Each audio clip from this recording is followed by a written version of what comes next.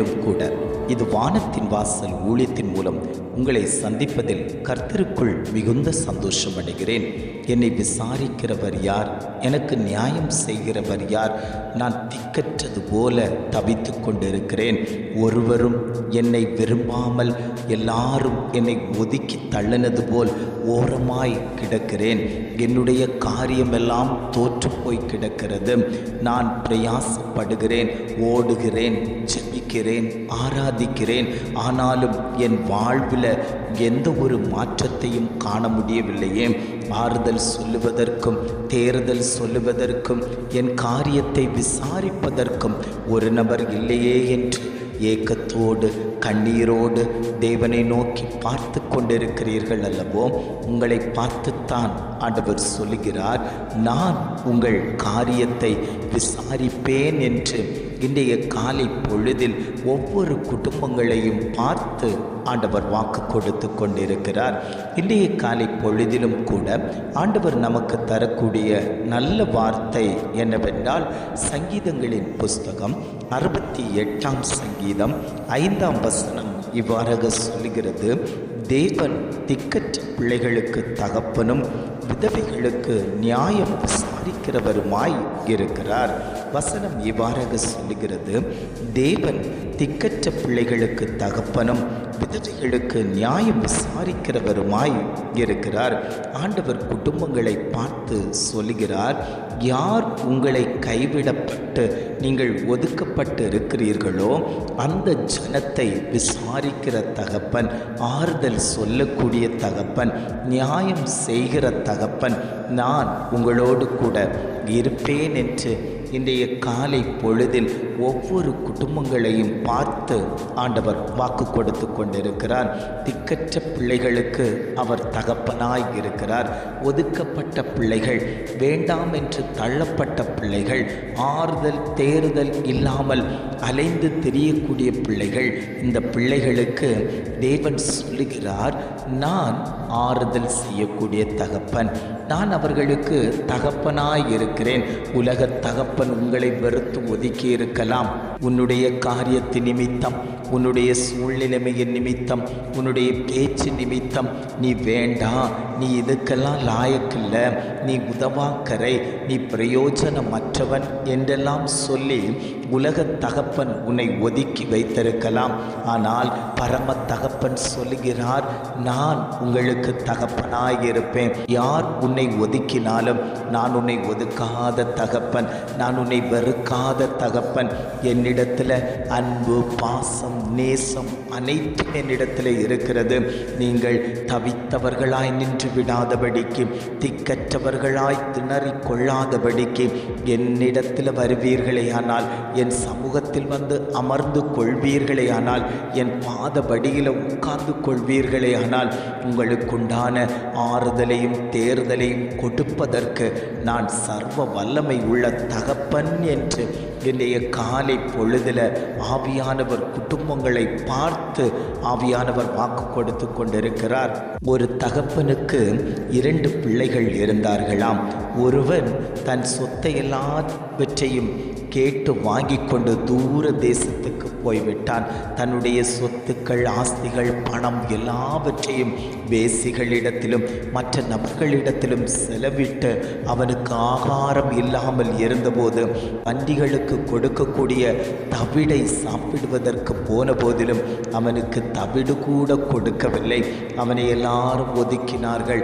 நீ வேண்டாம், நீ இதற்கெல்லாம் லாயக்கில்ல, நீ இதெல்லாம் சாப்பிடக்கூடாது என்று அவன் ஒதுக்கப்பட்டவனாய் காணப்பட்டான்.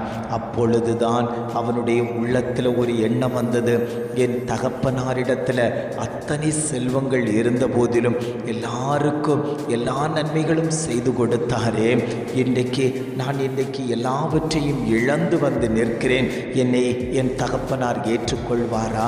என் தகப்பனார் என் குடும்பத்தாரோடு சேர்த்து கொள்வாரா? பயத்தோடு நடுக்கத்தோடு வந்தவனை தூரத்திலிருந்து பார்த்த தகப்பன் தன் கரங்களை விரித்து, வாப்பா, நீ என்னை விட்டு போயிருக்கலாம், என்னை மறந்துட்டு நீ போயிருக்கலாம், ஆனால் நான் உன்னை மறவாத தகப்பன், என் நண்டையில் வான்னு சொல்லி அவனுக்காக பெரிய காளையை அடித்து சாப்பாடை ரெடி பண்ணினார்கள். நல்ல வஸ்திரத்தை கொடுத்து அவனை அலங்கரித்தார்கள். கைகளுக்கு அணிகலன்களை, மோதிரங்களை கொடுத்து அவனை உயர்ந்தவனாய் ஆக்கினார்கள்.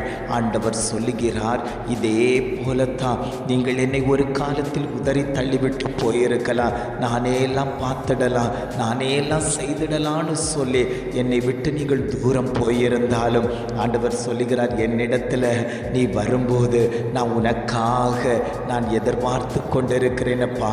என் இருதயத்தில் உனக்கு நான் தனியிடம் வைத்திருக்கிறேன். ஒரு தகப்பன் தன் பிள்ளைக்கு இறங்குவது போல நான் உனக்கு இறங்குவேன்ப்பா. எந்த மனுஷர்களையும் நான் தள்ளாத தெய்வம், உன்னையும் நான் தள்ள மாட்டேன் என்று ஆவியானவர் குடும்பங்களை பார்த்து ஆண்டவர் வாக்கு கொடுத்து கொண்டிருக்கிறார்.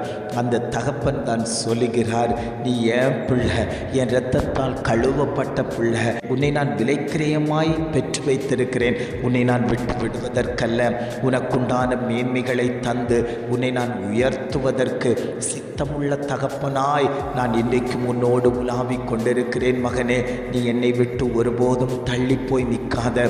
சத்ருவானவன் உன்னை மாறிக்கொண்டு போவதற்கு அவன் எத்தனம் பண்ணி கொண்டிருக்கிறான். கர்த்தருடைய புரொடெக்ஷனுக்குள்ளாடியே நீ அமர்ந்திரு, அவருடைய செட்டைக்குள்ளாடியே அமர்ந்திரு.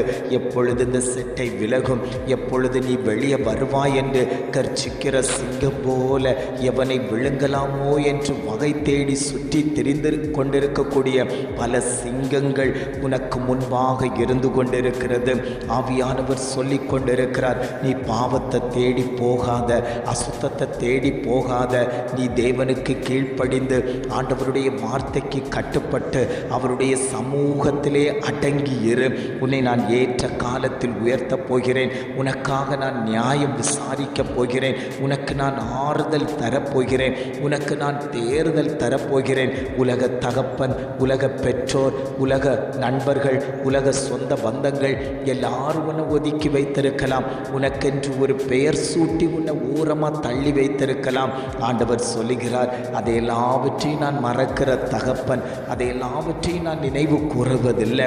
உன்னுடைய பாவங்களை எல்லாம் சமுத்திரத்துக்கு கீழாய் நான் போட்டு விட்டேன்.